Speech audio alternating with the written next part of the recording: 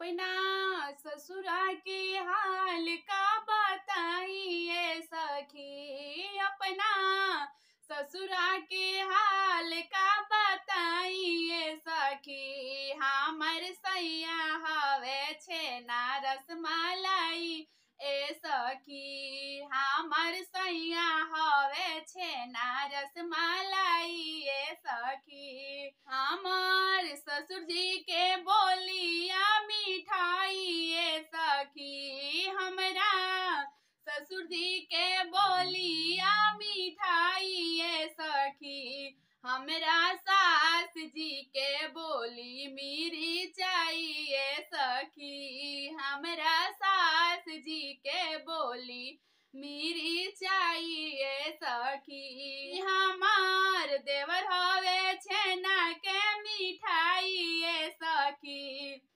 हमर ननदी हई आम के खटाई ए सखी, हमर ननदी हई आम के खटाई ए सखी। हमरा भसुर जी के बोलिया मिठाई ए सखी, त हमरा गोतिनी के बोली मेरी चाहिए सखी, हमरा गोतिन जी के बोली झगड़ाइन ए सखी।